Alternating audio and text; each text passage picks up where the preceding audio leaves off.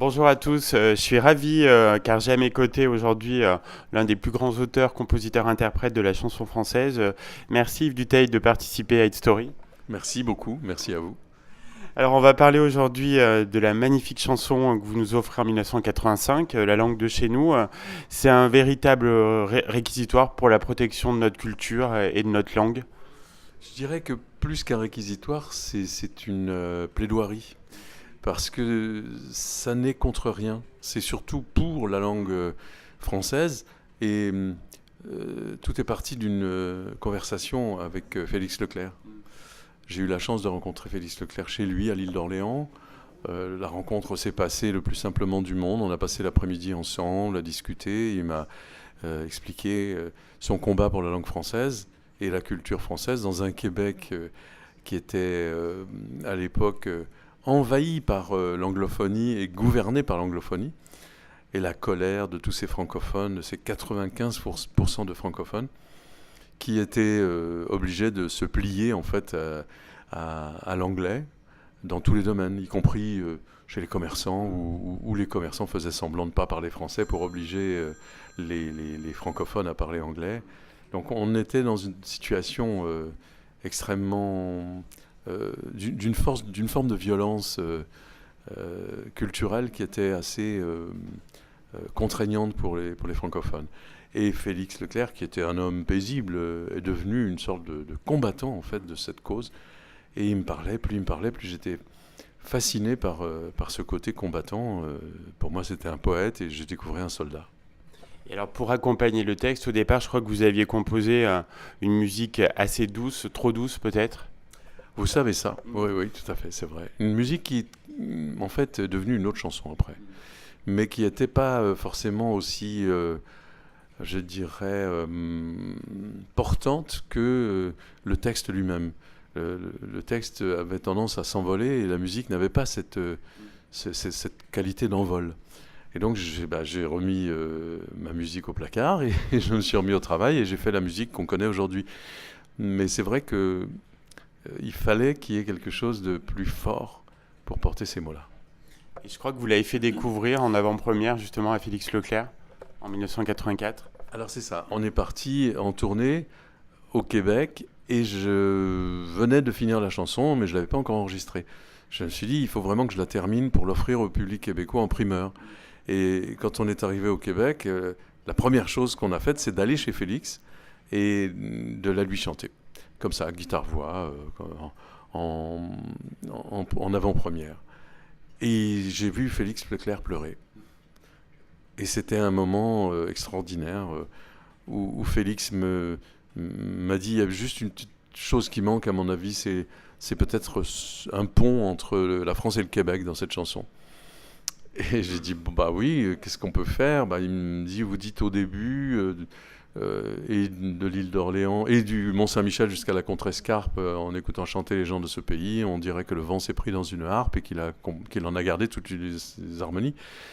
Peut-être qu'il faudrait introduire quelque chose du Québec. Alors on cherche une rime en harpe, et on trouve Saint-Polycarpe.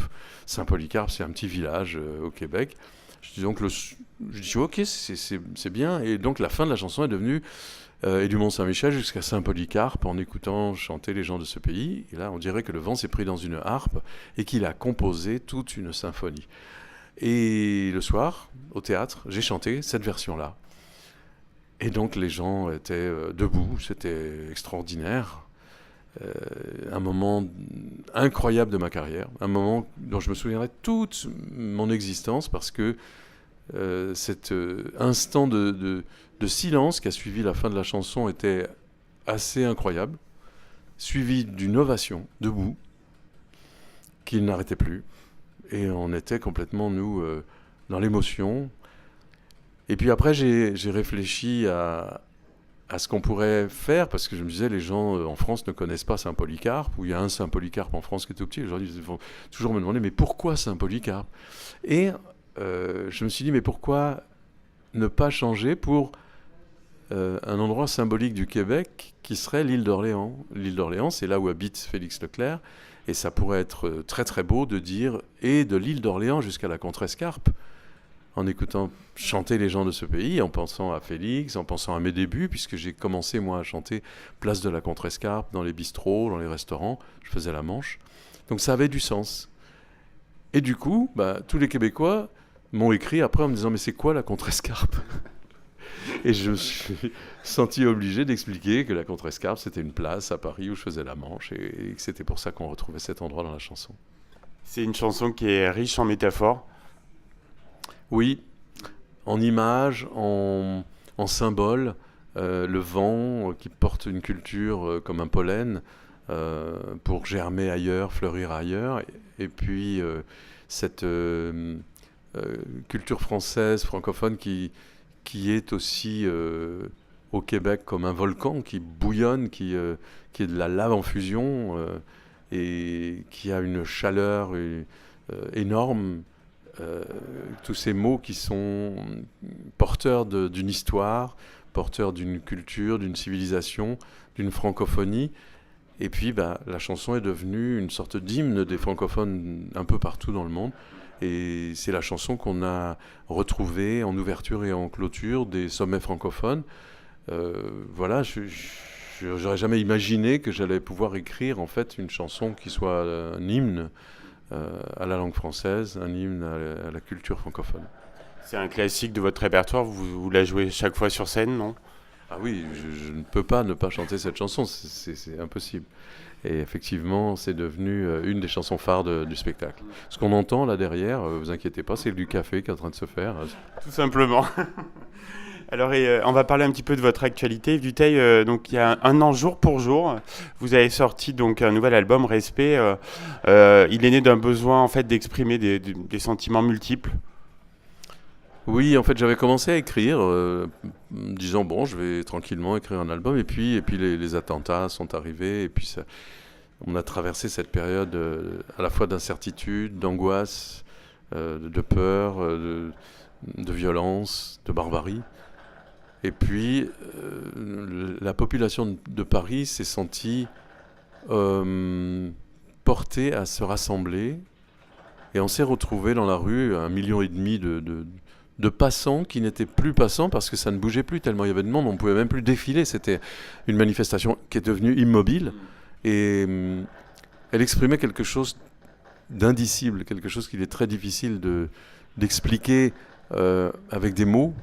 Mais on avait besoin d'être là, on avait besoin d'être ensemble, on avait besoin de se rassembler, toutes confessions confondues, toutes origines confondues, toute culture, toutes différences accumulées, pour exprimer quelque chose où je me disais, mais ça me donne envie d'écrire. Pas forcément là-dessus uniquement, mais écrire pour ne pas mourir, écrire pour ne pas capituler, pour être créatif, à un moment où on voudrait nous faire taire, pour nous rassembler au-delà de nos différences, parce que c'est sur nos différences qu'on essaie de nous séparer. Et tout ça m'a donné envie de composer quelque chose qui soit à la fois divers, disparate, mais peut-être relié par quelque chose de commun. Et ce quelque chose de commun, à la fin de l'écriture de l'album, ça s'est révélé être le respect. C'est un album qui est résolument tourné vers l'avenir, l'optimisme. Je dirais pas ça comme ça. Non. Non, parce que l'optimisme, en général, c'est suivi du mot béat. Et que du coup, ça devient une espèce de crédulité, d'idéalisme, d'angélisme.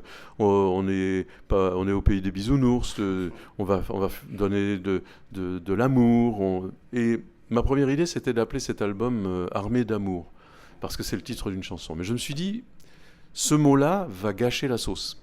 Parce que on va avoir le sentiment qu'on est justement dans un monde où tout est beau, tout est gentil, tout va bien. C'est pas du tout le cas. Et je crois que j'ai eu envie que ce soit un album fort. Et respect m'a semblé beaucoup plus adéquat parce que le respect, c'est aujourd'hui une revendication universelle. Les femmes exigent le respect, les individus, les handicapés, les enfants, les gens qui travaillent, les catégories sociales, les humains simplement. Et au fond, on a tous envie de ce respect dans une notion qui est un peu nouvelle, qui est un peu renouvelée. J'ai eu envie d'exprimer tout ça.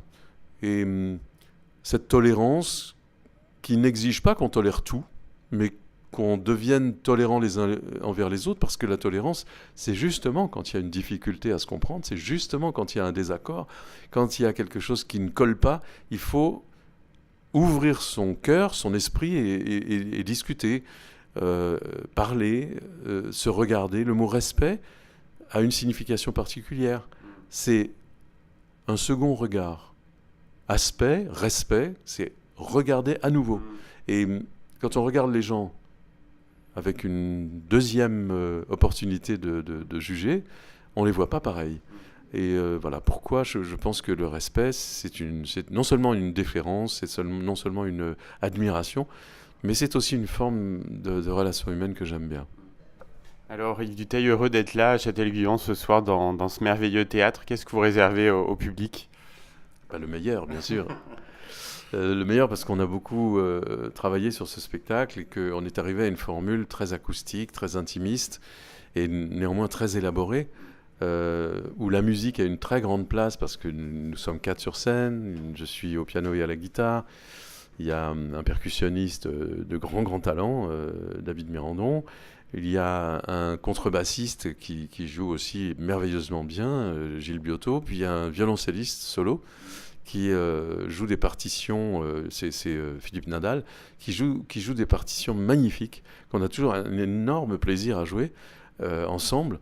Et donc ce spectacle, il est composé pour moitié de chansons repères, je dirais, vous disiez tout à l'heure La langue de chez nous, ou Pour les enfants du monde entier, ou Prendre un enfant, évidemment, et d'autres. Et aussi pour moitié de chansons nouvelles, récentes, moins connues, que le public découvrira probablement pour beaucoup sur scène, mais que ceux qui ont le dernier album vont aussi redécouvrir sur scène.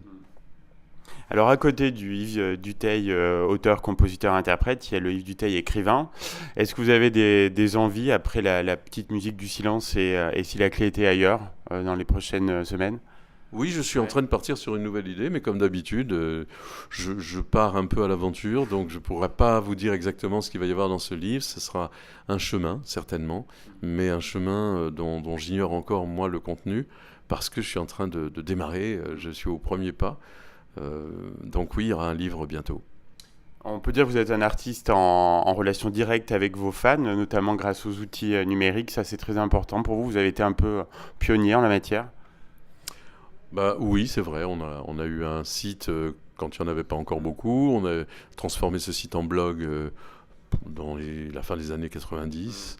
Et depuis, c'est vrai qu'on échange avec toute une grande, immense famille de blogueurs qui constitue une sorte de communauté aussi, mais je dirais pas comme un réseau social.